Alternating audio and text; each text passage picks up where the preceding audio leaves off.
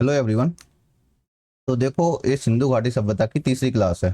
पिछले 2 दिन क्लास नहीं हुई थी, कुछ वजह थी, इसलिए 2 दिन क्लासेस नहीं हुई थी। अब यहाँ पर जो है कि एक मैं आज कवर कर दूंगा और एक शाम को कवर करूंगा, मतलब दोनों क्लासेस आज मैं कवर कर दूंगा। इसके बाद जो क्लासेस हैं हमारी, और कल भी 2 क्लासेस होंगी, तो लगातार दो दो क्लासेस करके और फिर उसके बाद जो है हम एक एक तरीके से क्या कर सकते हैं कि लगातार क्लासेस करेंगे। जो भी क्लासेस जो शेड्यूल में है उसी शेड्यूल के अनुसार क्लासेस चलेंगी। थोड़ी सा बीच में टाइम अगर इधर उधर हो जा रहा है तो आप सबको मैनेज करना है कि क्लासेस का जो टाइम है वो अगर क्यों हुआ था उसको थोड़ी सा ध्यान में रख लेना है। अभी हम चलते हैं तीसरी क्लासेस पे और तीसरी क्लास को देखते हैं। इसमें जो सिंधु घाटी सभ्यता है, तो सिंधु घाटी सभ्यता से रिलेटेड सारी जो कुछ प्रश्न है, 30 प्रश्न है, हम 30 प्रश्नों का अध्ययन करेंगे यहाँ पर।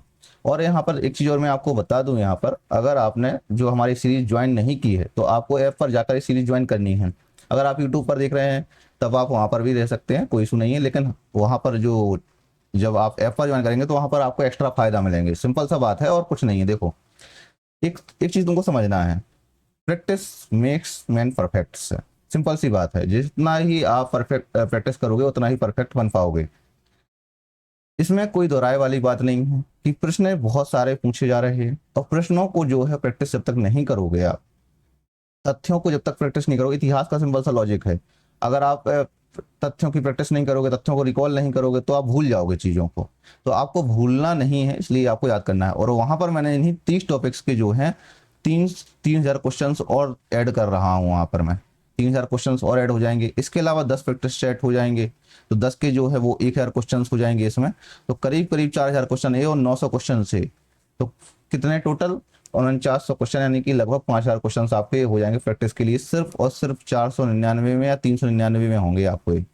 ठीक है, आप जाके परचेज कर सकते हो, वहां पर आपको ये मिल जाएगा। ठीक है, तो सिंधु घाटी सभ्यता का चलते हैं हम अपने लेक्चर पे पहले। ठीक है, और कोई भी आपको डाउट आता है, कुछ भी आता है, तो आप इस पर हमको मैसेज कर सकते हैं, या इसके अलावा आप हमको मैसेज कर सकते हैं inquiry@prime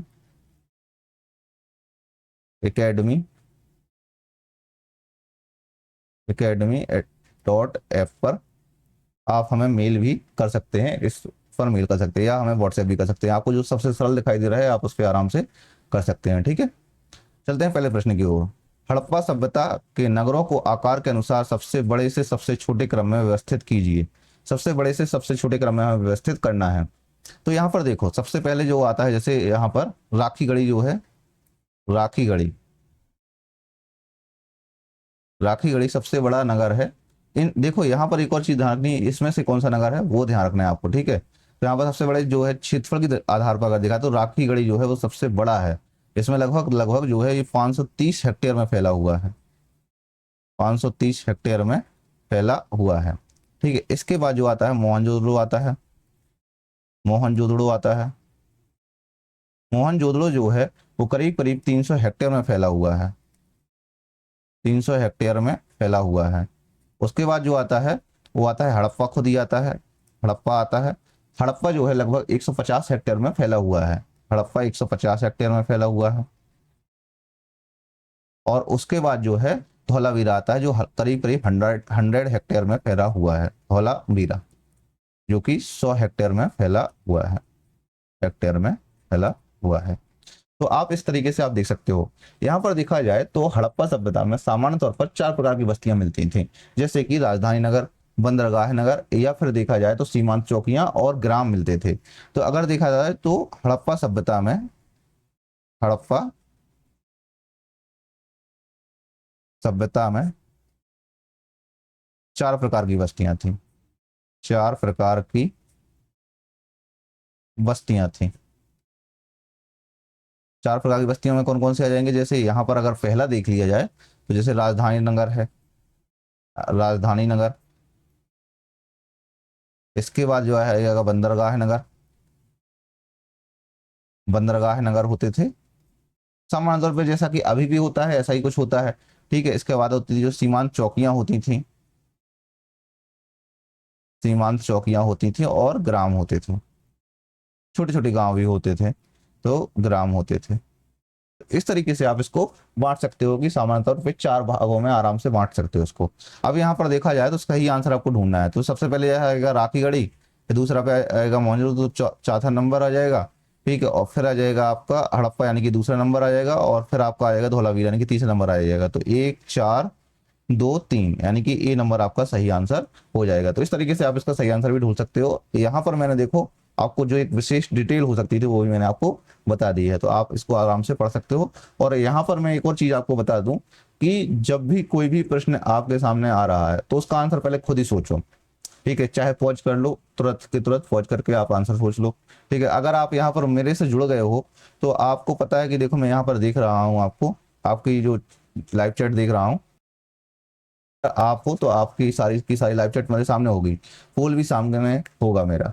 तो लॉजिकली एक देखा जाए तो इस तरीके से आपकी जो क्लासेस हैं वो होती जाएंगी। कहाँ पर, ऐप पर होंगी। यूट्यूब पर जो है अभी मैं रिकॉर्डेड अपलोड कर रहा हूँ, वहाँ पर मेरे को अभी सिस्टम आइडिया नहीं है थोड़ी सा कि यूट्यूब पर और ऐप पर सेम टाइम पे लाइव कैसे करना है। जैसे जैसे मुझे जानकारी लगती जाएगी तो मैं दोनों जगह पर लाइव करता चलूंगा। तो आप यहाँ पर देखो इस तरीके से आपको नोट्स बनाते चलने हैं, जो भी यहाँ पर है नोट पेन कॉपी साथ में रखनी है, उसके नोट्स बनाते चलने हैं। अब यहाँ पर चलते हैं हम अपने नेक्स्ट प्रश्न की ओर। मोहनजोदड़ो से प्राप्त प्रसिद्ध कांस्य नृत्यांगना की कितनी ऊंचाई है? 48 सेंटीमीटर है, या फिर 24 सेंटीमीटर है, या फिर 14 सेंटीमीटर है, या 10.5 सेंटीमीटर है। प्रश्न पूछा हुआ है कि जो कांस्य की नृत्यांगना मिली हुई थी, कई बार प्रश्न पूछा जाता रहा है कि जो नृत्यांगना है, कांस्य नृत्यांगना, ये डांसिंग गर्ल, डांसिंग गर्ल भी हो जाता है, इसको डांसिंग गर्ल बोला जाता है। तो डांसिंग गर्ल इसको बोला जाता है। तो ये जो मोहनजोदड़ो कहाँ से प्राप्त हुई थी, तो कई सारे जो स्टूडेंट्स है वो इस बात पे कंफ्यूज रहे हैं कि यह हड़प्पा से मिलती है, मोहनजोदड़ो से मिलती है। अरे यार एक चीज याद कर लो आप, जब भी आपको मैं एक आपको थॉट बताता हूँ इतिहास में, इतिहास का लॉजिक सिंपल सा है, जहां पर आपको दो चीजों में कंफ्यूज हो एक चीज को अच्छे से रट्टा मार लो। या मैं एक सिर्फ इतिहास की बात नहीं, किसी भी सब्जेक्ट की बात है, जब दो चीजों में आपको कंफ्यूज हो तो एक चीज को रट्टा मारो अच्छे से। जैसे कि मुझे भी अगर कंफ्यूज होता था, मैं शुरुआत में होता था बहुत पहले, तभी मैंने ऐसे रट्टा मारा होता है भाई डांसिंग गर्ल है जो कांस की जो है वो सिर्फ और सिर्फ मोहनजोदड़ो से मिली हुई है और कहीं से नहीं मिली हुई है, मोहनजोदड़ो से मिली हुई, मोहनजोदड़ो से मिली है, इस तरीके से रट्टा मार लिया था मैंने। ठीक है, अभी यहाँ पर जो प्राप्त हुई थी एक कांस्य नृत्यांगना डांस गर्ल है जो 1926 में, 1926 ईस्वी में यह जो प्राप्त हुई थी अर्नेस्ट मैके को प्राप्त हुई थी। किसको? अर्नेस्ट मैके को प्राप्त हुई थी सबसे पहले, अर्नेस्ट मैके को प्राप्त हुई थी, माइका नहीं माइके को प्राप्त हुई थी। और इसकी जो ऊंचाई है, इसकी ऊंचाई जो है वो 10.5 सेंटीमीटर है, 10.5 सेंटीमीटर थी। और यह टखनों से नीचे जो है, टखनों से नीचे जो है वो खंडित थी। उसका जो हाथ है था वो दाहिना कमर पर था, और बायां हाथ जो है वो बाईं जंघा पर था। ठीक है, तो यहाँ पर अगर इसकी विशेषताओं के आधार पर देखा जाए तो जैसे इसका जो है टखनों के नीचे खंडित थी, आप अगर देखोगे टखनों के नीचे, टखनों के नीचे खंडित थी।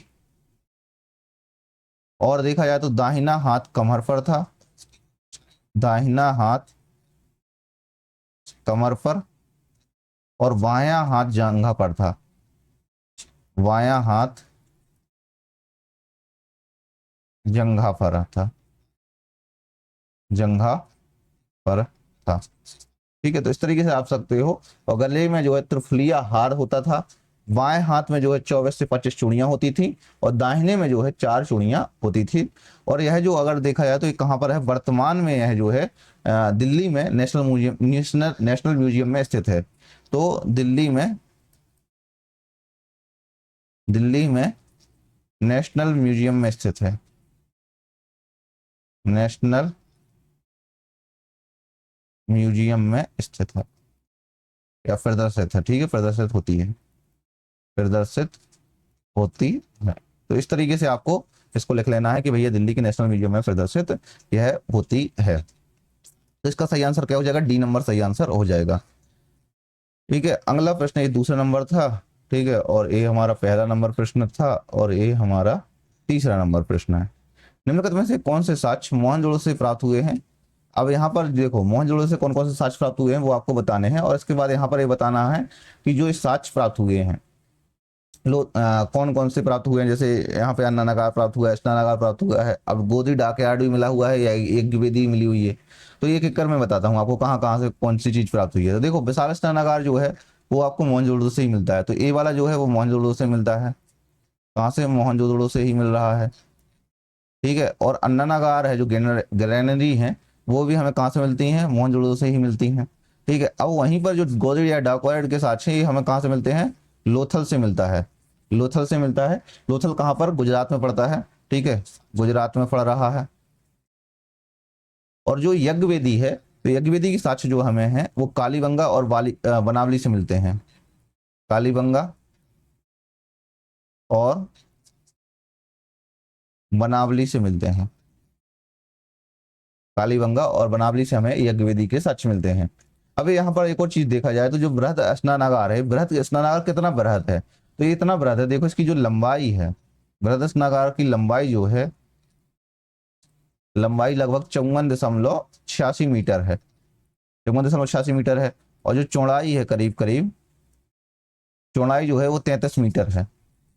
33 मीटर है। ठीक है, और जो इसका जलकुंड का आकार है, तो जलकुंड का आकार देखा जाए तो यहाँ पर देखा जाए तो गहराई, ऊंचाई और लंबाई सबके आधार पर देखा जाए तो जलकुंड का आकार, जलकुंड का आकार जो है वो 14.50 × 7 × 2.44 मीटर है। तो इसको याद कर लेना है आपको, एक कंप्लीट तरीके से याद कर लेना है आपको। अब किस चीज के मिलते हैं, 1 और 2, यानी कि 1 और 2 यानी कि डी नंबर सही आंसर हो जाएगा आपका। इन दोनों के साक्ष्य यहाँ से मिलते हैं। ठीक है, तो मोहनजोदड़ो से जो प्राप्त साक्ष्य किस किसके हैं, विशाल स्नानागार और विशाल स्नानागार के भी और विशाल स्नानागार के भी साक्ष्य यहाँ से मिलते हैं। और डॉकयार्ड के साक्ष्य जो है वो लोथल गुजरात से प्राप्त हुए हैं, और यज्ञवेदी के साक्ष्य जो है वो कालीगंगा और बनावली से ही प्राप्त हुए हैं। तो इस तरीके से डी नंबर सही आंसर हो जाएगा। अगला प्रश्न है प्रश्न नंबर 4। निम्नलिखित में से किन पुरास्थलों में हड़प्पा फ्री हड़प्पन के स्थल नहीं पाया जाता है। किन इस पुरास्थलों में जो है आदि हड़प्पा यानी कि फ्री हड़प्पा जो है, फ्री हड़प्पा कहलाता है। ठीक है, या पूर्व हड़प्पा कह सकते हैं आप, प्राग हड़प्पा हो जाता है, आदि को बोला जाता है। तो आदि हड़प्पा स्तर के नहीं पाया जाता है। तो यहाँ पर देखा जाए तो देखो, जैसे प्राग हड़प्पी स्तर हम बताते हैं। ठीक है, प्राग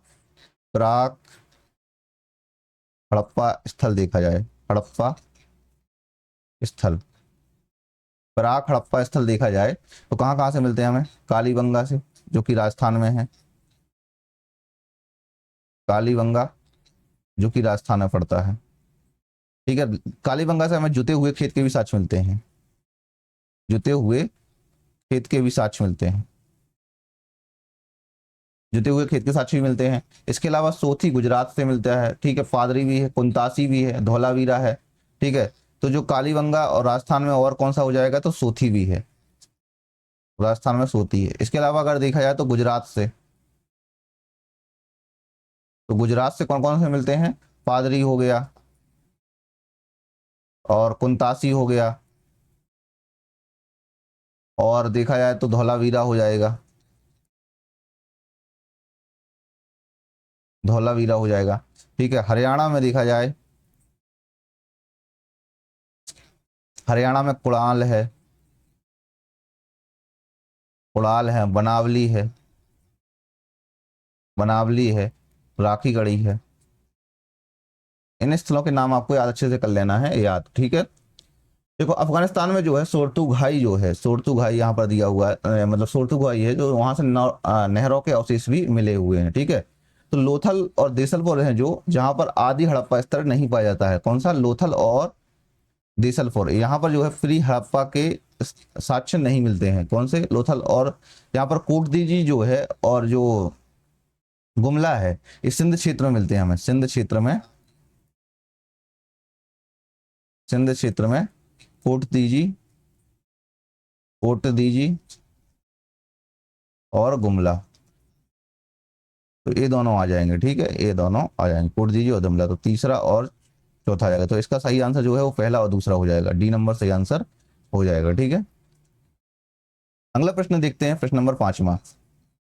हड़प्पा वासी निम्नलिखित में से क्या मानते हैं, क्या मानते थे और क्या नहीं मानते हैं। अगर आपको पता है कि क्या क्या नहीं मानते थे तो आप समझ भी आ जाओगे आपको आराम से। ठीक है, अब यहाँ पर कुछ चीजें देखो, आप सामान्य तौर पे जो है हड़प्पा लिपि को नहीं पढ़ा गया है, तो आप यहाँ पर ये नहीं बता सकते हो यहाँ पर कि जो, जैसे यहाँ पर जो हड़प्पा लिपि को अगर पढ़ा गया होता तो आप बता सकते थे यहाँ पर वर्ण व्यवस्था है थी, एकदम धार्मिक स्थल था, सामाजिक। तो इसकी जो सामाजिक व्यवस्था थी उसके बारे में सिर्फ अंदाजा लगाया गया है, कुछ चीज़ों के बारे में कि यहाँ पर जो अंधविश्वास था, यहाँ पर कुछ वर्ण व्यवस्था बनाई गई थी, यहाँ पर कुछ बनाया गया था।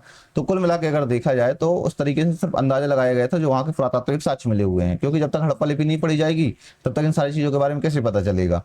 ठीक है, तो अब यहाँ पर जो है कि हड़प्पा वासी निम्नलिखित में से क्या मानते थे, तो क्या मानते थे। अब देखो, जैसे वर्ण व्यवस्था नहीं मानते थे, लोकतंत्र में विश्वास नहीं मानते थे, यहाँ पर जो आपको साक्ष्य मिलते हैं उसके आधार पर देखा गया था वहां पर कि ये सब चीजें नहीं मानी जाती थी। उपयुक्त में से एक से अधिक तो ये भी बिल्कुल नहीं था कि एक से अधिक माना जा रहा है। ठीक है, अब यहाँ पर जो है मृत्यु के बाद के जीवन में विश्वास करते थे।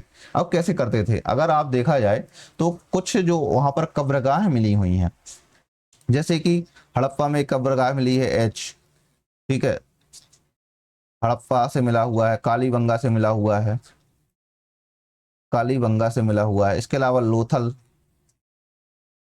राखीगढ़ी, राखीगढ़ी और सुरकोटदा। तो सुरकोटदा से तो यहाँ से जो कब्रगाह मिली है इनका अध्ययन किया गया। अब यहाँ पर क्या हुआ है कि शवों के साथ बहुत सारी चीजें मिली हुई हैं, जैसे कि शवों के साथ जो दफनाया जाता था, शवों के साथ जो चीज रखी जाती थी, शवों के साथ भोजन रखा जाता था। अब उनको लगता था कि यार जब ये व्यक्ति मर गया होगा तो हो सकता है इसको भोजन की तो आवश्यकता पड़ सकती है, इसकी आत्मा जो है वो भूखी भी हो सकती है, तो उसको जो है भोजन की आवश्यकता थी। इसके अलावा मृदभांड हो गया, मृदभांड हो गया और औजार हो गए, औजार हो गया और आभूषण हो गए, आभूषण हो गया। तो ये सारे रखे जाते थे और यही जो है मरणोपरांत जो है जीवन में विश्वास का प्रतीक है। एक प्रकार से यही जो है ये सारी चीजें जो रखी हुई हैं, यह मरणोपरांत, मरणोपरांत प्रांत जीवन में विश्वास है, जीवन में विश्वास का प्रतीक है, विश्वास का प्रतीक है। यहां पर एक मैं बुक को कोट करूंगा, बुक का नाम है कि श्री रत्नाकर की एक बुक थी अंडरस्टैंडिंग हड़प्पा। अंडरस्टैंडिंग यूपीएससी नहीं रखना है आपको, ठीक है।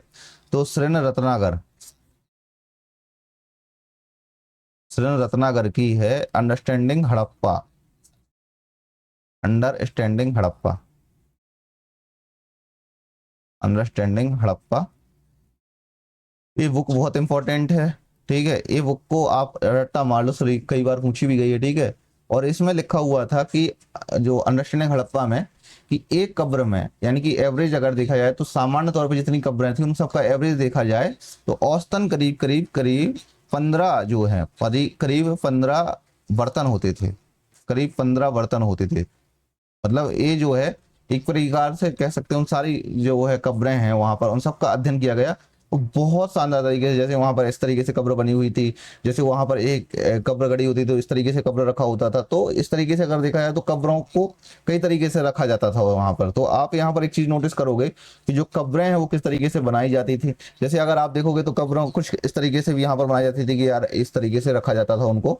तो कब्रों को कई तरीके से बनाया जाता था वहां पर, ठीक है। तो 4 प्रकार की कब्रें होती थी। तो उन 4 कब्र, अब देखो मैं यहाँ कब्रें इसलिए नहीं बताऊंगा कि हो सकता है कि आगे क्वेश्चन आ जाए, तो आप उन प्रश्नों का जवाब पहले से ना सोचें, तो वहां पर भी आपको पढ़ना होता है यहाँ पर, ठीक है। तो इसका जो सही आंसर हो जाएगा वो सी नंबर सही आंसर हो जाएगा, ठीक है। अगला प्रश्न देखिए, प्रश्न नंबर 6वां,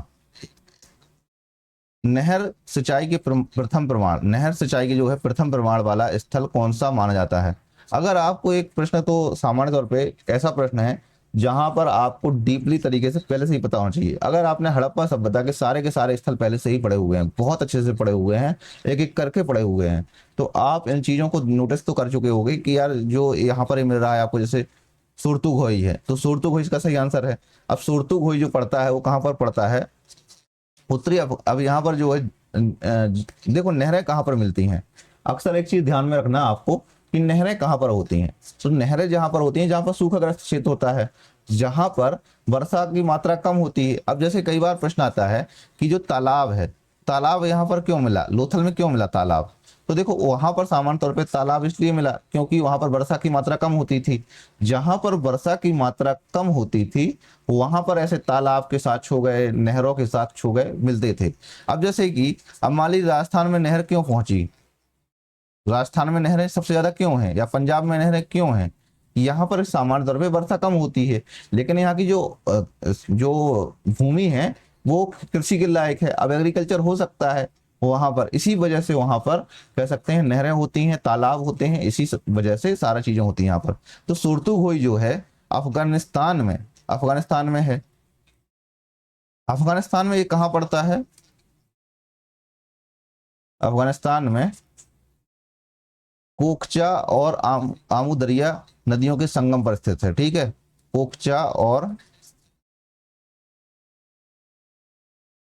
आमू दरिया नदियों के संगम पर स्थित है, नदियों के संगम पर स्थित है। ठीक है, तो इस तरीके से तो सी नंबर सही हो जाएगा। हड़प्पा सभ्यता का एक जो महत्वपूर्ण व्यापारिक केंद्र है, यहाँ से नहर जो है, नहर सिंचाई के प्रथम प्रमाण प्राप्त हुए हैं। ठीक है, हड़प और अफगानिस्तान के साथ जो है हड़प्पा व्यापार है मुख्यतः स्थल मार्ग द्वारा होता था। ठीक है, और सुरतुघोई से जो है यहाँ पर लार्जवर्द मणि है जो वो काफी मात्रा में प्राप्त होता था। तो यहाँ पर लार्जवर्द मणि का प्रमुख प्राप्ति केंद्र था, का प्रमुख प्राप्ति केंद्र था। इसका जो सही आंसर हो जाएगा वो सी नंबर हो जाएगा। अगला प्रश्न है प्रश्न नंबर 7वां। दूसरी सहस्त्राब्दी ईसा पूर्व के पूर्वार्ध से घोड़े के प्रमाण किस स्थल से मिले हुए हैं। अगर देखा जाए तो दूसरी सहस्त्राब्दी ईसा पूर्व के पूर्वार्ध से घोड़े के प्रमाण किस स्थल से प्राप्त हुए हैं। अब घोड़े के प्रमाण आपको बताना है किस स्थल से प्राप्त हुए हैं। बनावली से प्राप्त हुए हैं, मयूर से प्राप्त हुए हैं, हड़प्पा से या प्राग से प्राप्त हुए हैं।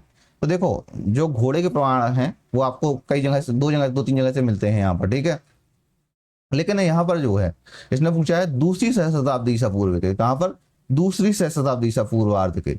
अब इसको याद रखना है आपको, जब भी ऐसे कई बार पढ़ो है ना। अब यहाँ पर देखा जाए तो कहाँ पर मिलते हैं, तो देखो बनावली, मोहनजोदड़ो, हड़प्पा, ये तो बहुत पहले के हो जाएंगे। ठीक है, तो आप यहाँ से नहीं कह सकते हो कि घोड़े के साक्ष्य प्राप्त हुए थे। ठीक है, अब दूसरी सहस्त्राब्दी ईसा पूर्व में जो है वो प्राग से साक्ष्य मिले हुए, कहाँ से, प्राग से मिले हुए। अब प्राग जो स्थल मिलता है वो कहाँ पर मिलता है, अगर देखा जाए तो ये बलूचिस्तान में मिलता है। कहाँ पर, बलूचिस्तान में मिलता है। बलूचिस्तान कहाँ पड़ता है, पाकिस्तान में पड़ता है, बलूचिस्तान में, बलूचिस्तान में मिलता है। और यहाँ पर जो है 2000 ईसा पूर्व से 1300 ईसा पूर्व के बीच मिलते हैं। 2000 ईसा पूर्व से 1300 ईसा पूर्व के मध्य के घोड़े के प्रमाण के साथ मिलते हैं, घोड़े के प्रमाण के साथ मिलते हैं। ठीक है, और वहीं पर देखा जाए तो और भी स्थल हैं, जैसे पाकिस्तान में है गालीगाई। गालीगाई जो है वो पाकिस्तान में पड़ता है, जहां पर 1800 से लेकर 1400 के मध्य के, 1800 ईसा पूर्व से लेकर 1400 ईसा पूर्व के घोड़े के साक्ष्य मिले हुए हैं। ठीक है, वहीं पर घोड़ी की उपस्थिति देखा जाए तो तीसरी सहस्त्राब्दी ईसा पूर्व के अंत में ईरान, मुंडीगाक, अफगानिस्तान में भी मिलती है। गांधार संस्कृति जो है जो स्वात घाटी में है वहां पर 1400 ईसा पूर्व के घोड़े के अवशेष और साजो सामान भी मिलने लगते हैं। ठीक है, तो यहाँ पर एक पॉइंट और नोट कर लो आप लोग, जैसे गांधार या स्वात घाटी जो है, गांधार स्वात घाटी से 1400 ईसा पूर्व के घोड़े के अवशेष व साजो सामान मिलते हैं, अवशेष व साजो सामान मिलते हैं, साजो सामान मिलते हैं। ठीक है, तो इस तरीके से हो जाएगा आपका सही आंसर जो है वो डी नंबर हो जाएगा। अगला प्रश्न है प्रश्न नंबर 8वां। सुरतुघई और अन्य हड़प्पीय पुरास्थलों से प्राप्त मणकों के किस पदार्थ का प्रयोग देखने को मिलता है। मणकों के जो पदार्थों का प्रयोग है वो कहाँ से देखने को मिलता है। अभी मैंने आपको बताया हुआ था सुरतुघई से जो है हमें लाजवर्द का प्राप्त होता है, लाजवर्द का प्राप्ति होती है। अब जो लार्ज वर्द है और जो है हड़प्पा सभ्यता में देखो कई सारे जो हैं यहाँ पर मनकों के निर्माण का एक विकसित उद्योग मिला हुआ है। हड़प्पा सभ्यता में हमें मनकों के निर्माण का विकसित उद्योग प्राप्त हुआ है। विकसित उद्योग प्राप्त हुआ है, ठीक है। तो आपका ये वाला है, एक पॉइंट हो जाएगा। अब यहाँ पर जो है मनकों के निर्माण के लिए कौन कौन सी चीजें चाहिए होती थी जिनका प्रयोग होता था सामान्य तौर पे, जैसे सेल खड़ी हो गई, तो सेल खड़ी का देखो मुद्रा के लिए प्रयोग होता था। सेल खड़ी की जो निर्माण होती थी इसको बोलते थे स्टेटाइट बोलते थे। इसके अलावा अगेट बोलते थे, अगेट एक होता था। कॉर्नेलियन होता था, कॉर्नेलियन पदार्थ का ही प्रयोग होता था। इसके अलावा लाजवर्द लेपिस लाजुली बोला जाता है जिसको, लाजवर्द हो गया, इसका भी प्रयोग होता था। शंख हो गए, टेराकोटा हो गया, टेराकोटा हो गया, और इसके अलावा रजत और ताम्र हो गया, रजत और ताम्र हो गया, ठीक है। अब सेल खड़ी से जो है मन के जो है सर्वाधिक संख्या में प्राप्त हो मिले हैं, ठीक है। तो अगर एक पॉइंट और देख लो, जो सेल खड़ी है ये वाला, ठीक है, सेल खड़ी से जो है सर्वाधिक संख्या में मिले हुए हैं मन के, जो है मन के सर्वाधिक संख्या में मिले हैं, सेल खड़ी से बने मन के सर्वाधिक संख्या में मिले हैं, ठीक है। और अर्ध अफगानिस्तान में जो है सुरतुघई यानी कि जो बदकशां क्षेत्र होता था लाजवर्द प्राप्ति का सर्वाधिक प्रमुख केंद्र होता था। तो इसका सी नंबर सही आंसर हो जाएगा लाजवर्द। अगला प्रश्न, प्रश्न नंबर 9वां। प्रश्न नंबर 9वां, निम्नलिखित में से किस संभव पुरास्थल से जल प्रबंधन के स्पष्ट साक्ष्य मिलते हैं? जल प्रबंधन के स्पष्ट साक्ष्य वो है, वो हमें कहाँ से मिलते हैं? अब देखो जल प्रबंधन कहाँ से होगा, जल प्रबंधन कहाँ से होगा? जल प्रबंधन वहीं पर होगा जहां पर वो है सबसे कम वर्षा होगी। मैंने पहले ही बताया हुआ है, जैसे नहरों के साक्ष्य कहाँ से मिलेंगे? जहां पर कम वर्षा होगी। सामान्य तौर पे जो डैम होते थे, नहर प्रणाली होती थी, सारे जो चीजों के साक्ष्य वो हैं कम वर्षा वाले क्षेत्रों में मिलते होते थे, ठीक है। अब यहाँ पर जो है इसमें जो है जल प्रबंधन के सर्वाधिक स्पष्ट साक्ष्य पूछा हुआ है। स्पष्ट साक्ष्य जो है वो हमें धौलावीरा से मिलते हैं। धौलावीरा जो पड़ता है गुजरात के कच्छ रण के खादर द्वीप में स्थित है। कहाँ पर? गुजरात के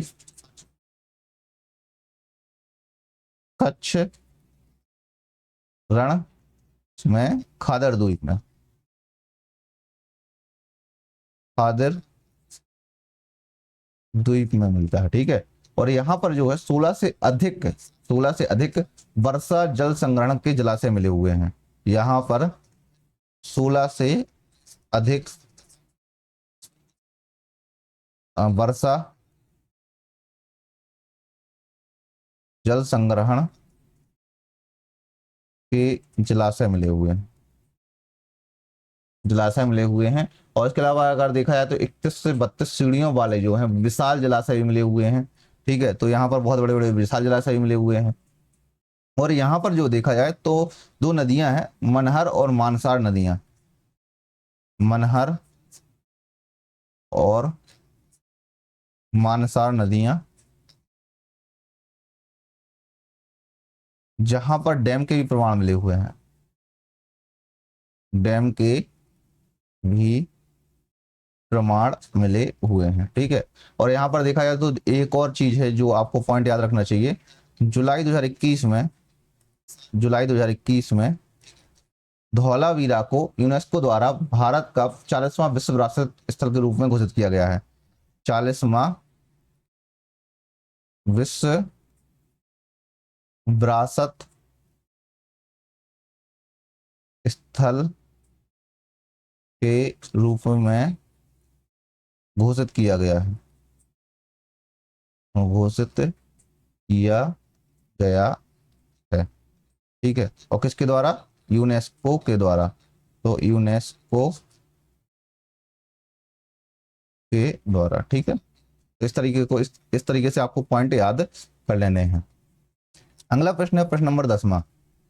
निम्नलिखित में से किस हड़प्पा स्थल का उत्खनन SR राव ने किया है? तो किस हड़प्पा स्थल का जो है उत्खनन जो है SR राव ने किया हुआ था? अब यहाँ पर देखो SR राव ने जो खुदाई की हुई थी तो देखो बनावली की नहीं की हुई थी, ठीक है। अब यहाँ पर मैं बताता हूँ, तो जो बनावली की खुदाई की हुई थी वो किसने की हुई थी, R.S. बिष्ट ने की हुई थी। बनावली का उत्खनन जो है R.S. बिष्ट ने किया हुआ था, R.S. बिष्ट ने किया हुआ था, ठीक है।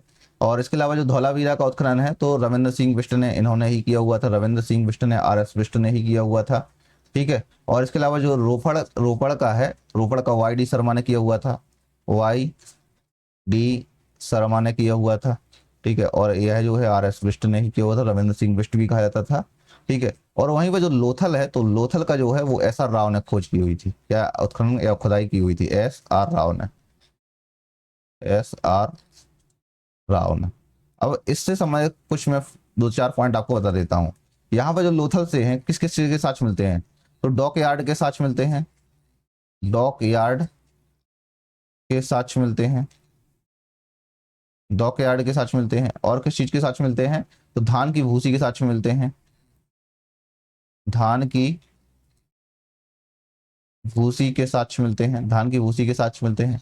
और किस चीज के साक्ष्य मिलते हैं, तो युगल समाधान के साक्ष्य भी यहाँ से मिलते हैं, युगल समाधान के साक्ष्य मिलते हैं। और किस चीज के मिलते हैं, तो यहाँ पर हाथी दांत व तराजू के साक्ष्य मिलते हैं, हाथी दांत व तराजू के साक्ष्य मिलते हैं। और इसके अलावा किसके मिलते हैं, और बटखरे का प्राप्त हुए हैं, तराजू और बटखरे भी प्राप्त हुए हैं, बस इस चीज के हैं। और बटखरे, इसको हटा देते हैं यहाँ पर, बटखरे प्राप्त हुए हैं, प्राप्त हुए हैं। तो इस तरीके से आप लिख सकते हो। इसका सही आंसर जो हो जाएगा वो D नंबर सही आंसर हो जाएगा। अगला प्रश्न है प्रश्न नंबर 11वां, हड़प्पाई मोहरों के सबसे पुराने पूर्ववर्ती कौन से थे, तो सबसे पुराने पूर्ववर्ती कौन से हुए थे इसने भी पूछा हुआ है।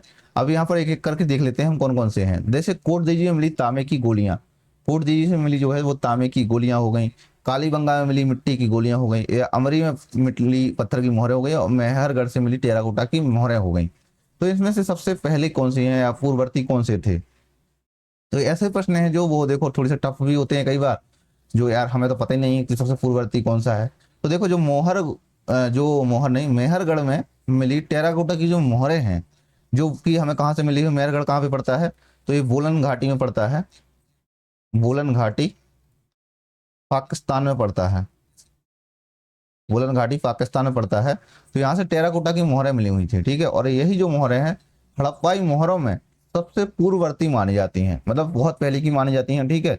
और अब यहाँ पर इसका सही आंसर जो हो जाएगा वो मेहरगढ़ से मिली हो जाएंगी। अब जो मोहरें हैं, कई बार प्रश्न पूछा जाता है कि जो मोहरें हैं, ये मोहरें किस पत्थर की बनी जाती हैं, किस पदार्थ की बनी होती थी, तो सेल खड़ी की बनी होती थी, ठीक है, सेल खड़ी से बनी होती थी, सेल खड़ी से बनी होती थी।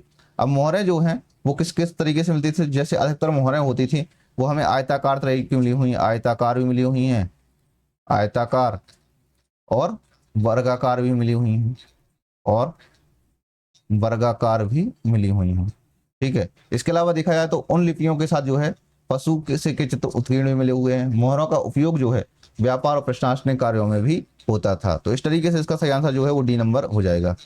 अगला प्रश्न, प्रश्न नंबर 12वां, हड़प्पा सभ्यता में स्वर्णाभूषणों के प्रयोग के प्रमाण निम्नलिखित में से कहां कहां से प्राप्त होते हैं, अल्लाहदीनों से, हड़प्पा से, मोहनजोदड़ो से, मंडी से। तो हड़प्पा सभ्यता में स्वर्ण आभूषणों के प्रयोग के प्रमाण निम्न में से कहां कहां से प्राप्त होते हुए हैं। तो आपको एक एक से बताना है कि स्वर्ण आभूषणों के प्रयोग के प्रमाण जो है, स्वर्ण आभूषण जो सोने से बने हुए आभूषण होते थे उनके प्रयोग कहां कहां से हुए हैं। तो देखो एक एक करके हम देख लेते हैं। पहले नंबर जो पॉइंट आ जाता है वो आ जाता है आपका अल्लाह दीनों, अल्लाह दीनों से मिलता है, अल्लाह दीनों से ही मिल रहा है। इसके अलावा कहाँ से मिलता है, तो हड़प्पा से भी मिल रहा है। और कहाँ से मिल रहा है, तो मोहनजोदड़ो से ही मिल रहा है, मोहनजोदड़ो से मिल रहा है। और कहाँ से मिल रहा है, तो हमें ये मंडी से भी मिल रहा है, मंडी से मिल रहा है। तो सभी स्थलों से जो है वो प्राप्त हुए हैं। हड़प्पा आभूषणों में जो है सोने चांदी के मनके हो गए। जैसे आभूषण में कौन कौन से आभूषण होते थे, तो यहाँ पर एक और पॉइंट लिख लो आप कि आभूषणों में कौन कौन से आभूषण हैं, आभूषणों के प्रकार देखा जाए तो के प्रकार, तो कौन कौन से देखे जाते थे, तो जैसे, और यहाँ पर देखा जाए तो कौन कौन से हो गए, सोने चांदी के मनके हो गए, सोने चांदी के मनके, ठीक है। इसके बाद देखा जाए तो हार, और उसके बाद देखा जाए तो कुंडल, और उसके बाद जो है चूड़ियां, और उसके बाद कमरबंद आदि मिलते थे। कमरबंद ये सारे मिलते थे, ठीक है। अब मोहनजोदड़ो से जो है, हमें देखो मोहनजोदड़ो से यहाँ पर, तो मोहनजोदड़ो से हमें क्या क्या प्राप्त हुआ है, तो एक शंख का तराजू मिला हुआ है, शंख का एक तराजू मिला हुआ है, शंख का एक तराजू मिला हुआ है। वहीं पर देखा जाए तो यहाँ पर जो लोथल है, तो यहाँ पर देखो शंख का तराजू मिला हुआ है, लोथल से जो है हाथी दांत का तराजू मिला हुआ है। किसका? हाथी दांत से बना हुआ तराजू मिला हुआ है, से बना तराजू मिला हुआ है। तो यहाँ पर देखो तराजू वाली बात हो गई, ठीक है। अब मोहनजोदड़ो में अब तक का सबसे बड़ा आभूषणों का भंडार भी यहाँ से प्राप्त हुआ है। कहाँ से? मोहनजोदड़ो से। अगर आपसे प्रश्न पूछा जाता है कि वो कौन सा स्थल है जहां पर सबसे अधिक आभूषणों का भंडार मिला हुआ है वर्तमान तक में, यानी कि अभी तक का सबसे बड़ा कह सकते हैं कि भंडार प्राप्त हुआ है, तो अब यहाँ पर देखा जाए तो स्वर्ण आभूषणों के प्रमाण के साक्ष्य कहाँ से मिलते हुए हैं, तो सभी से हमें मिल रहे हैं। कहाँ से? अल्लादीन से भी, हड़प्पा से भी, मोहनजोदड़ो से भी और मंडी से भी। तो चारों से हमें जगह से प्राप्त हो रहे हैं, तो इसका आंसर जो है वो डी नंबर सही आंसर हो जाएगा। अगला प्रश्न है प्रश्न नंबर 13। प्रश्न नंबर 13, किस हड़प्पाई पुरास्थल से प्रशस्त मनकों के बर में एड्रेस पाए गए हैं? तो जो है प्रशस्त मनकों के जो है उड्रल्स हमें मिलते हैं यहाँ सर। अब देखो जो प्रशस्त उद्योग है हमें, या मनका निर्माण का सबसे बड़ा कारखाना है, तो मनका निर्माण का कारखाना हमें कहाँ से मिला हुआ था? चौंदड़ो से मिला हुआ है। तो मन के निर्माण का कारखाना यहाँ से हमें मिला हुआ है, कारखाना मिला हुआ है। तो मन के निर्माण का कारखाना प्राप्त हुए। अब चौंदड़ो का जो उत्खनन है, तो उत्खनन किसने किया हुआ था? उत्खनन किसने किया हुआ था? 1931 ईस्वी में एनजी मजूमदार के द्वारा किया गया था। किसके द्वारा? एनजी मजूमदार के द्वारा किया गया था 1931 ईस्वी में, एनजी मजूमदार के द्वारा किया गया था, मजूमदार के द्वारा किए गए थे। यहाँ से है जो दुर्ग के साक्ष्य नहीं मिलते हैं, एकमात्र ऐसा स्थल है जो चौंदड़ो जहां से कोई भी दुर्ग के साक्ष्य नहीं मिले हुए हैं, ठीक है। यहाँ पर जो है बिल्ली का पीछा करते हुए कुत्ते के पंजों के निशान भी प्राप्त हुए हैं। तो इसका सही आंसर जो है वो डी नंबर सही आंसर हो जाएगा, ठीक है। अगला प्रश्न, प्रश्न नंबर 14। साइन बोर्ड के नाम से प्रसिद्ध बृहदाकार अक्षरों वाला प्राचीन शिलालेख किस स्थल से प्राप्त हुआ है? साइन बोर्ड के नाम से जो है प्रसिद्ध बृहदाकार अक्षरों वाला प्राचीन शिलालेख जो है वो किस स्थल से प्राप्त हुआ है? लोथल से प्राप्त हुआ है, गनवेरी वाला से प्राप्त हुआ है, कालीबंगा से प्राप्त हुआ है, धौलावीरा से प्राप्त हुआ है। तो देखो जो साइन बोर्ड के नाम से प्रसिद्ध बृहदाकार अक्षरों वाला प्राचीन शिलालेख है वो हमें धौलावीरा से प्राप्त हुआ है। कहाँ से? धौलावीरा से प्राप्त हुआ है, साइन बोर्ड के नाम वाला, ठीक है, साइन बोर्ड के नाम से प्रसिद्ध, ठीक है। अब जो है धौलावीर के जो दुर्ग के उत्तरी द्वार के पास है, लकड़ी के तख्ते पर जो है जिप्सम से 10 विशाल अक्षरों वाला एक कह सकते हैं साइन बोर्ड मिला हुआ है हमें, ठीक है, जिसको नाम पट्टिका भी बोला जाता है। अब 10 विशाल अक्षरों वाला देखा जाए तो कौन कौन से? 10 अक्षरों वाला है जो मिला हुआ है यहाँ से, 10 अक्षरों में जो है, और प्रत्येक अक्षर का आकार जो है, तो प्रत्येक अक्षर का आकार कितना होता था? 32, 25 और इंटू 32.25-27 सेंटीमीटर से अधिक होता था, ठीक है। और प्राचीनतम अक्षरमालाओं में से एक है ये। अब देखो धौलावीरा की जो खोज है, तो धौलावीरा की खोज किसने की हुई थी? जगपति जोशी ने की थी, जगपति जोशी ने की थी 1967 और 68 में, 1967 और 68 ईस्वी में की हुई थी, ठीक है। और इसका जो उत्खनन है, तो खोज इन्होंने की थी जगपति जोशी ने, और उत्खनन जो है RS बिष्ट ने किया हुआ था, या रविंद्र सिंह बिष्ट ने किया हुआ था। तो RS बिष्ट ने इसका उत्खनन करवाया था, ठीक है। तो यहाँ पर याद रख लेना है आपको एक पॉइंट अच्छे से, ठीक है। नेक्स्ट प्रश्न चलते हैं हम। अगला प्रश्न, प्रश्न नंबर 15। जल संरक्षण के लिए नालियों और जलाशयों का सर्वोत्तम प्रमाण जो है किस हड़प्पा स्थल से मिला हुआ है? अभी अभी मैंने आपको बताया भी था ये वाला प्रश्न, तो इसका तो देखो ज़्यादा डिस्क्राइब करना आवश्यकता भी नहीं है, लेकिन फिर भी मैं आपको कुछ चीज़ें यहाँ पर एक्स्ट्रा बता दूंगा, जिससे कि आपको ये ना लगे कि यार सर तो यहाँ पर आगे बढ़ गए, बहुत जल्दी आगे बढ़ गए। देखो मेरा मानना है कि जब भी पढ़ो तो कुछ एक हर एक प्रश्न में एक फैक्ट तो कम से कम जान लो। तो आप डेली 30 फैक्ट पढ़ोगे, 30 फैक्ट पढ़ते पढ़ते आप 90 फैक्ट तक तो पहुंच जाओगे भाई। चलो ठीक है, 900 फैक्ट ऐसे करके पहुंच जाओगे आप। 30 फैक्ट मतलब 900 फैक्ट आप डेली पढ़ोगे। तो अपने आप में कह सकते हो इतिहास में, देखो इतिहास जो है बहुत अथाह है, कभी भी कंप्लीट नहीं होता है। लेकिन फिर भी आपको एक बाउंड्री लाइन पता होना चाहिए कि आपको इसके बाद नहीं पढ़ना है, क्योंकि एग्जाम की दृष्टि से वो इंपॉर्टेंट नहीं है। एग्जाम की दृष्टि से ही इंपॉर्टेंट जो चीजें हैं वही पढ़नी है हमको, सीधी सी बात है, और कुछ नहीं है। ठीक है। अब इसने पूछा है कि नालियों जलाशयों का जो सर्वोत्तम प्रमाण किस हड़प्पाई स्थल से मिला हुआ है। तो यह जो है धौलावीरा से मिला हुआ है हमें। ठीक है, जैसे कि मैं पहले ही बता चुका था कि यहाँ पर जो है 16 से अधिक वर्षा जल संग्रह वाले जो है जलाशय मिले हुए हैं हमें। ठीक है, यहाँ पर जल संरक्षण प्रणाली है जो एक प्रकार से उन्नत नगर की थी। नगर में जो है डैम और नहर प्रणाली के भी साक्ष्य मिले हुए हैं। ठीक है, यहाँ पर धौलावीरा को एक नाम दिया गया है, अलग से नाम दिया हुआ है, एक बेमिसाल झील का नाम दिया हुआ है। बेमिसाल झील का नाम दिया हुआ है यहाँ पर। ठीक है, यहाँ पर देखा जाए तो इसमें 3 भाग मिलते हैं। यहाँ पर धौलावीरा से हमें 3 भाग मिलते हैं, जैसे दुर्ग है, इसके अलावा मध्यम नगर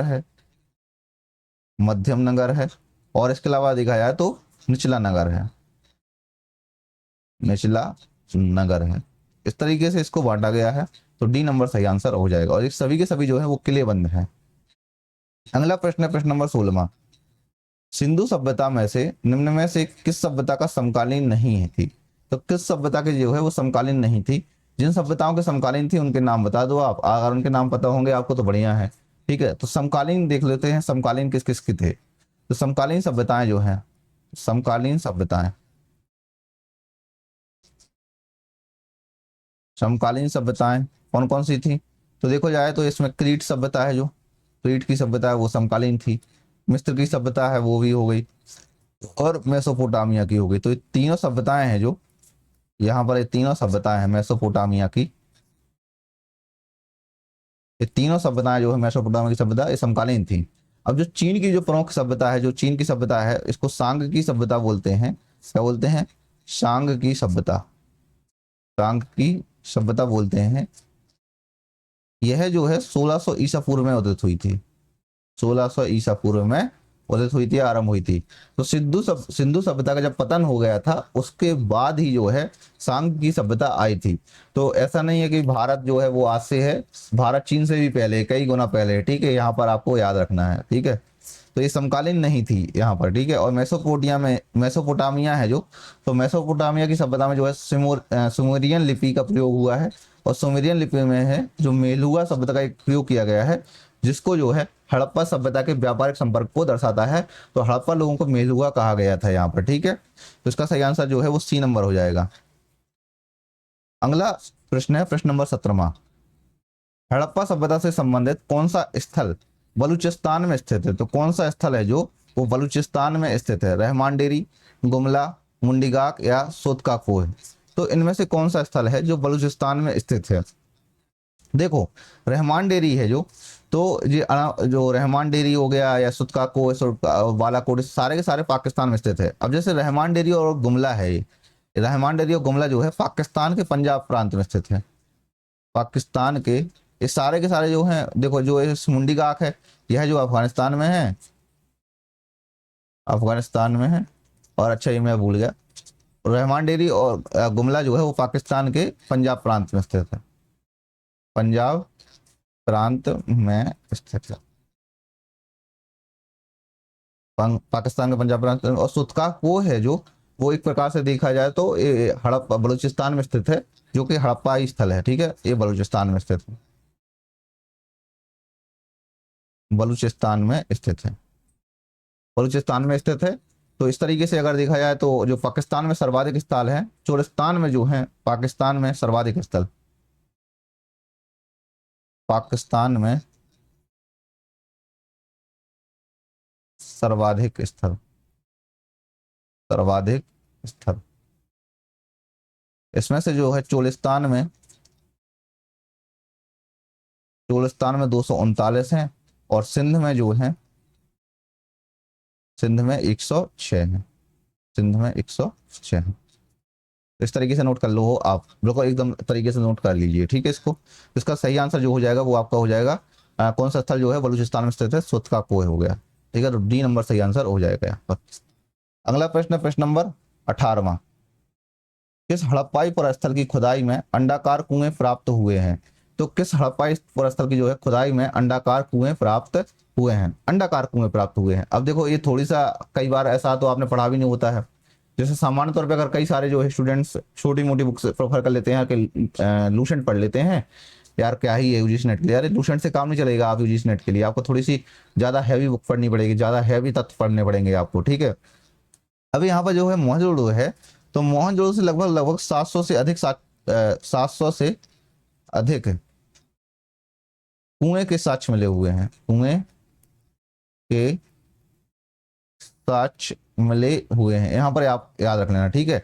अब मोहनजोदड़ो में जो है सिंध पाकिस्तान के जो उत्खनन से अंडाकार कुएं प्राप्त हुए हैं, सिंध पाकिस्तान से, कहाँ से, या जो मोहनजोदड़ो पड़ता है सिंध पाकिस्तान पड़ता है, यहाँ से अंडाकार कुएं प्राप्त हुए हैं, अंडाकार कुएं प्राप्त हुए, ठीक है। तो इसका सही आंसर जो है वो डी नंबर हो जाएगा, मोहनजोदड़ो से, ठीक है। और यहाँ पर देखो मैंने पहले ही बताया हुआ है, जहां पर कुएं हो गए, तालाब हो गए, नहरें हो गए, एक प्रकार से जो है हड़प्पाई जल प्रबंधन को बताते हैं। अब मोहनजोदड़ो का जो अर्थ होता है वो मृतकों का टीला अर्थ शब्द होता है, मृतकों का टीला, मृतकों का टीला बोला जाता है इसको, ठीक है। और सिंधु नदी के जो है दाहिने तट पर पाकिस्तान के सिंध प्रांत में लरकाना जिले में स्थित है, ठीक है। तो एक और पॉइंट आप लिख लो, मोहनजोदड़ो कहां पर स्थित है, तो सिंधु नदी के दाहिने तट पर, दाहिने तट पर पाकिस्तान के, पाकिस्तान के सिंध प्रांत के लरकाना जिले में स्थित है।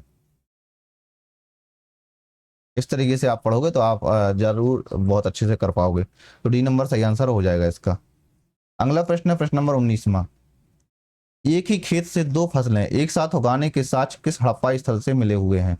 तो एक ही खेत से जो है दो फसलें एक साथ उगाने के साक्ष्य किस हड़प्पाई स्थल से मिले? बहुत शानदार क्वेश्चन है। तो देखो मैंने आपको एक स्थल का नाम बताया हुआ था जहां से हमें जुते हुए खेत के साक्ष्य प्राप्त हुए हैं। अब जुते हुए खेत के साक्ष्य जो है, तो एक स्थल था तीसरी शताब्दी ईसा पूर्व का, जो कि प्राक हड़प्पा स्थल का था, ठीक है। तो इसको जो है स्थल था उसका नाम था कालीबंगा। कालीबंगा जो है वो तीसरी शताब्दी ईसा पूर्व का था। यहाँ से जुते हुए खेत के साक्ष्य प्राप्त होते हैं, यहाँ पर जुते हुए खेत के साक्ष्य प्राप्त हुए हैं, प्राप्त हुए हैं। और यह जो है विश्व में प्राचीनतम है, विश्व में प्राचीनतम साक्ष्य, ठीक है। और यहीं पर है एक ही खेत में जो है दो फसलें एक साथ उगाने के साक्ष्य मिलते हैं, और खेत में जो है ग्रिड पैटर्न की प्रतिधाराओं के निशान भी यहाँ पर मिलते हैं जो समकोण पर एक दूसरे को काटते हैं, ठीक है। तो इसका सही आंसर जो है वो डी नंबर हो जाएगा। अगला प्रश्न है प्रश्न नंबर 20वां। धौलावीरा के जो साइन बोर्ड के विषय में निम्नलिखित कथनों पर विचार करना है। हमने देखो अभी साइन बोर्ड के बारे में आपको पहले ही बताया हुआ था कि यहाँ पर देखा जाए तो देखो यहाँ से जो है 10 विशाल अक्षर है मिले हुए हैं, एकदम सही है वाला। लकड़ी के तख्ते पर जो है जिप्सम से लिखा हुआ है, एकदम सही है। और यह दुर्ग क्षेत्र के दक्षिणी द्वार के पास में मिला हुआ है। तो यह जो है दुर्ग क्षेत्र के दक्षिणी द्वार पर नहीं मिला हुआ है, बल्कि कहाँ पर मिला है हमें, यह उत्तरी द्वार पर मिला हुआ है, उत्तरी द्वार पर मिला हुआ है, ठीक है। तो ए वाला कथन गलत हो जाएगा। तो आपका सही है ए और बी है, ए और बी सही है। तो केवल ए नंबर सही आंसर हो जाएगा। बाकी आपको मैं सारी चीजें बता चुका था इसके बारे में पहले ही। तो अगर आपने पहले से नहीं देखी ये वीडियो, अभी एकदम से आप फॉरवर्ड करके आगे आ गए हो तो पीछे चले जाओ, फिर पीछे जाके देखो। तो फॉरवर्ड नहीं करना है, कई बार फॉरवर्ड करके भी आप लोग गलती कर लेते हो। एक बात तो समझ लो भैया, कई बार ना आप लोग ना फास्ट करने के चक्कर में चीजें आगे बढ़ा देते हो एकदम से। तो ऐसे आगे नहीं बढ़ाना है, सीधा स्लोली तरीके से आराम से देखना है, धीरे धीरे करके देखना है। 2x पे देखोगे यार 2x ही रह जाएगी जिंदगी, भागते फिरोगे बहुत, तेज रफ्तार से, तो भागना नहीं है, थोड़ी सा स्लो भी चल रहा है यहाँ पर। क्वेश्चन नंबर 21, मेसोपोटामिया और हड़प्पा के मध्य एक व्यापारिक बिचौलिए बंदरगाह के रूप में कौन सा स्थान है? तो मेसोपोटामिया और हड़प्पा के मध्य एक जो है व्यापारिक बिचौलिए बंदरगाह के रूप में कौन सा स्थान प्राप्त हुआ है? तो यह जो है वो बहरीन है, बहरीन है। तो ठीक है, तो मेसोपोटामिया के सम्राट जो है सारगोन के काल के अभिलेखों में सुमेरियन की अक्षर लिपि में दिलमुन, मगन और मेलुहा का उल्लेख मिलता है। ठीक है, ठीक है। तो यहाँ पर देखा जाए तो व्यापारिक बिचौलिए बंदरगाह के रूप में जो है बहरीन का नाम मिला हुआ था। ठीक है, वहीं पर जो होता था, क्या होता था कि एक शासक था मेसोपोटामिया का, एक शासक था जिसका नाम था सारगोन। सारगोन, इसका समय काल था 2334 ईसा पूर्व से लेकर 2279 ईसा पूर्व के मध्य। ठीक है, यहाँ पर जो है सुमेरियन लिपि के, इसके समय काल के सुमेरियन लिपि में 3 अक्षरों का वर्णन मिला हुआ है, जैसे मगन हो गया, दिलमुन हो गया, दिलमुन हो गया और मेलुआ हो गया। मेलुआ, इनका उल्लेख मिलता है। अब दिलमुन की जो पहचान है, दिलमुन की जो पहचान है वो बहरीन के रूप में की गई है। किसके रूप में? बहरीन के रूप में की गई है। तो यह जो दिलमुन लोग होते हैं, यह जो बिचौलियों की भूमिका अदा करते थे। ठीक है, और दिलमुनिया, जो दिलमुन का अर्थ होता था सूर्योदय का देश होता था, साफ सुथरे नगरों वाला देश कहा गया था, या हाथियों का देश भी कहा गया था। ये बहरून के लिए, जो बहरीन था उसके लिए शब्दों का प्रयोग किया गया था। तो डी नंबर सही आंसर हो जाएगा। अगला प्रश्न, प्रश्न नंबर 22वां, मोहनजोदड़ो से प्राप्त पशुपति मोहर पर कौन सा पशु उत्कीर्ण नहीं है? तो पशुपति मोहर पर जो है कौन सा पशु उत्कीर्ण नहीं है? हाथी, गेंडा, बाघ या बैल? तो इसमें से देखो, इसने पूछा है कौन सा उत्कीर्ण नहीं है, तो बैल नहीं है। ठीक है, अब यहाँ से इसमें जो हाथी है, गेंडा है, बाघ है, ये सारे मिलते हैं। ठीक है, इसके अलावा अगर देखा है तो भैंसा भी है। ठीक है, भैंसा, तो भैंसा भी इसमें मिलता है। ठीक है, बैल जो है इस मोहर पे नहीं है। अब बैल मतलब जो है मिथुन नहीं है भाई, मिथुन और जो है, अगर आप एक बीजेपी की प्रवक्ता हैं, वो बोलते हैं कि जो जैसे असम में कहें या जो नॉर्थ ईस्ट के कुछ स्टेट्स हैं वहां पर गाय का मांस खाया जाता है, बैल का मांस खाया जाता है, तो क्या वो यही तो बोले? नहीं नहीं, वो बैल नहीं है, वो मिथुन है। तो वहां पर ध्यान रखिए आप, मिथुन नहीं है। ठीक है, तो जो है इसमें पूछा हुआ है कि बैल, पशुपति मोहर जो है, एक मोहर मिली हुई है, उस पर एक योगी के पद्मासन में बैठे हुए दिखाया गया है। ठीक है, पशुपति मोहर पर, इसको याद रख लेना यहाँ पर। ठीक है, और तो डी नंबर सही आंसर हो जाएगा इसका। अगला प्रश्न, प्रश्न नंबर 23वां, यहाँ पर एक और प्रश्न चीज मैं आपको बता दूं कि जो मोहर होती थी वो किस पत्थर से बनी होती थी या किस पदार्थ से बनी होती थी? तो सेल खड़ी से बनी होती थी, सेल खड़ी से बनी होती थी। ठीक है, और एक और चीज है जो यहाँ पर जो पशुपति मोहर प्राप्त हुई है, ठीक है, तो योगी का रूप कहा गया था, योगी को, योगी आकृति को जो है शिव का प्राचीन रूप कहा गया है, शिव का प्राचीन रूप माना जाता है, प्राचीन रूप माना जाता है। एक पॉइंट और देख लो, तो जॉन मार्शल ने, इनको जॉन मार्शल ने आद्य शिव कहा है, इसको जॉन मार्शल ने आद्य शिव कहा है। ठीक है, तो इस तरीके से आप रख सकते हो। इसका सही आंसर जो है वो डी नंबर सही आंसर हो जाएगा। अगला प्रश्न 23वां, प्रागैतिहासिक मिस्र, मेसोपोटामिया या पश्चिम एशिया के बारे में हम ऐसा कुछ नहीं जानते जिसकी तुलना मोहनजोदड़ो के सुनिर्मित स्नानागारों और नागरिकों के बड़े बड़े आवासों से की जा सके। यह कथन किसका है? तो जो देखो, ये प्रसिद्ध कथन सामान्य तौर पे किस व्यक्ति का हो सकता है? तो ये देखो, आपको कई बार कंफ्यूजन में जाएगा, तो कंफ्यूजन नहीं जाना है इसमें। ठीक है, यह जो कथन किया गया है वो जॉन मॉर्सल के द्वारा किया गया है। किसके द्वारा? जॉन मॉर्सल के द्वारा। उन्होंने साफ साफ बोला हुआ था कि जो प्रागैतिहासिक में जो है, अब मेसोपोटामिया पश्चिम एशिया के बारे में हम ऐसा कुछ नहीं जानते हैं, और या ऐसे जिसकी तुलना जो है मोहनजोदड़ो के सुनिर्मित जो है स्नानागार थे या नागरों के जो बड़े बड़े आवास है उनसे की जा सके, ऐसा कुछ भी नहीं है मोहनजोदड़ो के बारे में। ठीक है, ऐसे कोई भी साक्ष्य नहीं मिले जिससे उनकी तुलना की जा सकती है। सिर्फ 2 या 3 शब्दों के आधार पर हम बोल रहे हैं। ठीक है, जहाँ पर जो मेलुआ शब्द है वो हड़प्पा के लिए किया गया था, कुछ मुद्राएं मिली हुई हैं उनके आधार पर भी हम कह रहे हैं, लेकिन और ऐसा कुछ भी नहीं जान रहे हैं उसके बारे में जहाँ पर हम बोल सकते हैं कि वहां पर स्नानागारों के बारे में हो गया या बड़े बड़े आवासों के बारे में हो गया, इससे संबंधित कुछ भी वहां पर नहीं मिला हुआ है। तो ये कथन जो है कुल मिला के किसका? जॉन मॉर्शल का है। ठीक है, और जॉन मॉर्शल ने जो है मोहनजोदड़ो के लिए बोला हुआ था कि यह बृहत स्नानागार को, मोहनजोदड़ो का जो बृहत स्नानागार था, तो मोहनजोदड़ो के बृहत स्नानागार को, मोहनजोदड़ो के बृहत स्नानागार को, बृहत स्नानागार को स्नानागार को विश्व का आश्चर्यजनक कहा गया था। विश्व का विश्व का महान आश्चर्यजनक निर्माण कहा गया था। आश्चर्यजनक निर्माण कहा गया था। ठीक है, तो डी नंबर सही आंसर हो जाएगा इसका। ठीक है, अगला प्रश्न है प्रश्न नंबर 24वां। मोहनजोदड़ो के महान स्नानागार की खोज किसने की थी? महान स्नानागार की खोज किसने की थी? इसकी जो है खोज 1922 में हुई थी। ठीक है, 1922 में किसने की हुई थी? आर डी बनर्जी के द्वारा की गई थी। और सिंपल सी है, मोहनजोदड़ो की खोज और महान स्नानागार की खोज के साथ में उन्हीं का उत्खनन भी किया हुआ था। मैं आपको पहले ही बता चुका हूँ कि मोहनजोदड़ो जो है वो पाकिस्तान के सिंध प्रांत के लरकाना जिले में जो है सिंधु नदी के दाहिने तट पर स्थित है। ठीक है, और इसकी जो विधिवत खुदाई है, जो महान स्नानागार की खोज या खुदाई, मोहनजोदड़ो की जो खुदाई है, तो विधिवत खुदाई जो है जॉन मॉर्सल के नेतृत्व में हुई थी। जॉन मॉर्सल के नेतृत्व में विधिवत खुदाई हुई थी। विधिवत खुदाई हुई थी इसकी। अगला प्रश्न है प्रश्न नंबर 25वां। अफगानिस्तान में स्थित हड़प्पा कालीन व्यापारिक केंद्र कौन सा था? चौंदड़ो तो नहीं था, पोर्टुगीज भी नहीं था, आमरी भी नहीं था, तो कौन सा बचा? सुरतुघोई जो है, सुरतुघोई के बारे में आपको बता ही चुका हूँ कि जो अब कोकचा और आमुदरिया नदी के संगम पर स्थित है, और यहाँ पर जो है नहर के भी साक्ष्य मिलते हैं, नहर सिंचाई के प्रमाण साक्ष्य भी मिलते हैं। नहर सिंचाई के प्रमाण मिलते हैं। इसका सही आंसर जो है वो सी नंबर हो जाएगा। नहर सच्चाई के प्रमाण कहाँ से मिलते हैं? और यहाँ पर से हमें क्या मिलता है? लेपिस लेजुली कहलाएगा या लाजवर्द मणि। लाजवर्द मणि के भी यहाँ से साक्ष्य, लाजवर्द मणि की प्राप्ति का प्रमुख केंद्र था, की प्राप्ति का प्रमुख केंद्र था। तो सही आंसर जो है वो सी नंबर आंसर हो जाएगा इसका। ठीक है, और यहाँ पर एक और है, यहाँ पर एक व्यापारिक चौकी भी मिली हुई है।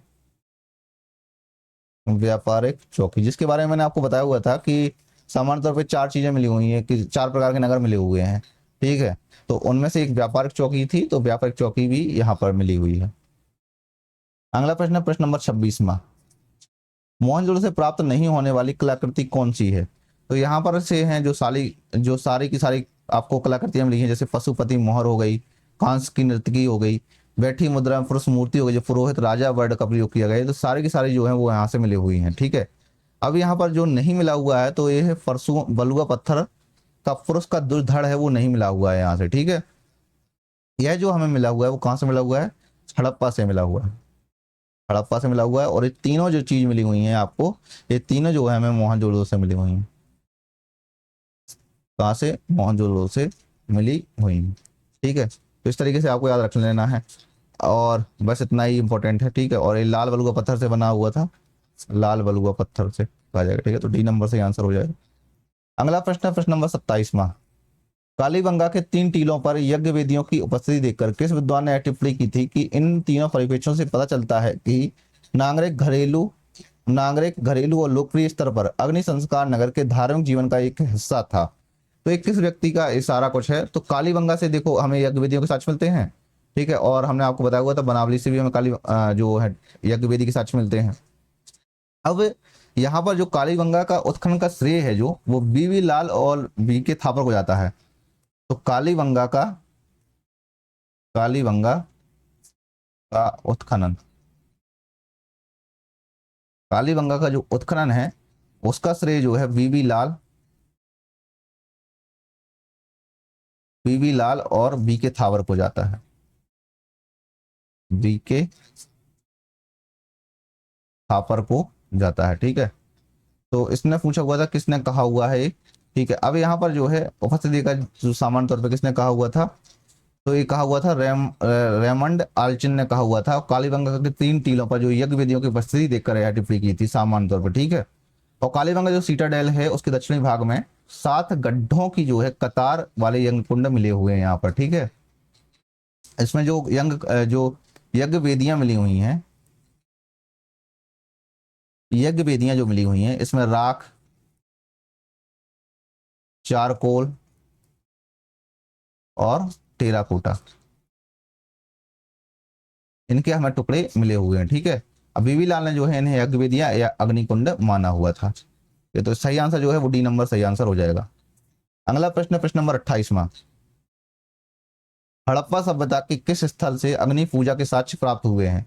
हड़प्पा सभ्यता के जो है किस स्थल से जो है अग्नि पूजा के साक्ष्य प्राप्त हुए हैं? तो अग्नि पूजा के जो साक्ष्य हैं वो मैंने आपको पहले ही बताया हुआ है। अब यहाँ पर देखो कई सारी जगह पे अग्नि वेदिकाएं मिली हुई हैं, अलग अलग स्थल हैं जहां से हमें अग्नि वेदिकाएं मिली हुई हैं।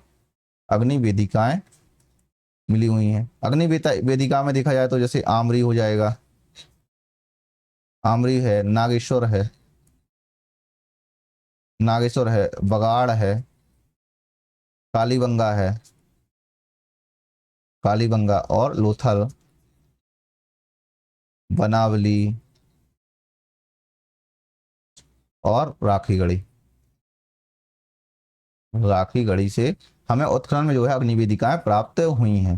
तो इनमें से कौन सा हो जाएगा? बनावली हो जाएगा। डी नंबर सही आंसर हो जाएगा बनावली। तो केवल कालीबंगा और बनावली से जो प्राप्त हैं वो अग्नि वेदिकाएं जो है वो सामुदायिक महत्व की थी, बनावली और कालीबंगा से। अब कई बार देखो कंफ्यूजन कहाँ पे, समुदाय में जो एक पब्लिक है एक प्राइवेट है, तो अब आपको कौन सी मिली हुई है? यहाँ पर जो है वो पब्लिकली मिली हुई है, जो सामुदायिक थी, जो समुदाय के लिए थी, तो यहाँ से सामुदायिक मिली हुई है। तो आपको सामुदायिक याद रख लेनी है। जो प्राइवेट है वो तो आपको याद रखनी है, जैसे आमरी है, नागेश्वर है, बघाड़ है, लोथल है, ठीक है, और राखीगढ़ी है। तो ये सारी चीजें हैं, इनको तो आपको याद रखना है, ठीक है। अब यहाँ पर जो मादा है, जो जम्मू कश्मीर में चिनाब नदी के तट पर स्थित है, ये हड़प्पा स्थल था, ठीक है, मादा। अगला प्रश्न, प्रश्न नंबर 29वां, सामुदायिक कार्यक्रमों से, अभी देखो मैंने प्रश्न अभी भी जस्ट आपसे पूछा हुआ है और यहाँ पर पूछा गया है, पुंतासी, सुरकोटदा और मदीना, तो इनमें से जो है सामुदायिक कार्यक्रम वाला डी नंबर से हो जाएगा, कालीबंगा से प्राप्त हुआ है। कहाँ से? कालीबंगा। कालीबंगा के बारे में मैं ऑलरेडी पहले ही आपको बता चुका हूँ, बहुत सारा कुछ बता चुका हूँ। अगला प्रश्न है और अंतिम है हमारा, निम्नलिखित में से किन हड़प्पाई पुरास्थलों से जो है अग्नि वेदिकाओं के साक्ष्य मिले हुए हैं?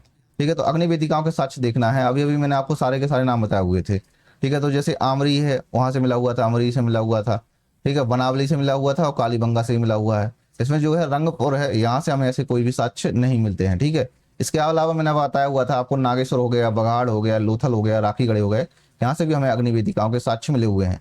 कालीबंगा और जो बनावली है वहां से हमें सामुदायिक महत्व की कह सकते हैं वेदिकाएं प्राप्त हुई हैं। तो इसका जो सही आंसर हो जाएगा वो हो जाएगा 1 3 4, 1 3 4, यानी कि बी नंबर सही आंसर हो जाएगा इसका, ठीक है। अन्य स्थलों पे जो है यहाँ पर जो है मैंने बताया हुआ था घरेलू वेदिकाएं मिली हुई हैं, आप कह सकते हैं प्राइवेट कह सकते हैं, ठीक है, तो प्राइवेट भी कह सकते हो आप, इनको कुछ भी कह सकते हो। तो बी नंबर सही आंसर हो जाएगा। तो देखो हमारे सारे के सारे 30 क्वेश्चन हो गए हैं। और अगर अभी आप यूट्यूब से चैनल से जुड़ रहे हो तो एक बार ऐप पर जरूर विजिट करके देखो, आपको आने वाले समय में वहां पर जो है PYQ की प्रैक्टिस भी मिलेंगे। PYQ के प्रैक्टिस जो है पहले ईयर वाइज मिलेंगे आपको, ईयर वाइज मिलेंगे। जब मैं आपको ईयर वाइज जो है यहाँ पर इसी यूट्यूब चैनल पर प्रैक्टिस भी करवाऊंगा। ये जून सेशन हो जाने दीजिए, जून सेशन के बाद जो है दिसंबर सेशन के पहले जो है हम लगातार डेली 25 क्वेश्चन करेंगे, ठीक है, डेली 25 क्वेश्चन करेंगे, या अल्टरनेट डे पर हम इसको करेंगे, अल्टरनेट डे पर इसको करते चलेंगे, ठीक है, 25 क्वेश्चंस करेंगे हम, ठीक है। तो ईयर वाइज हम करते चलेंगे इसको और इस तरीके से प्रैक्टिस भी करते चलेंगे। तो अगर आप यूट्यूब चैनल से जुड़ रहे हो तो इस चैनल को सब्सक्राइब भी करना है, ठीक है। अगर ऐप के माध्यम से जुड़ रहे हो तो भैया आपको ऐप डाउनलोड करके रखना है और प्रैक्टिस लगातार करते रखना है आपको, ठीक है, चाहे जो भी हो जाए प्रैक्टिस नहीं छोड़नी है, ठीक है। मिलते हैं नेक्स्ट वीडियो में शाम को 5 बजे।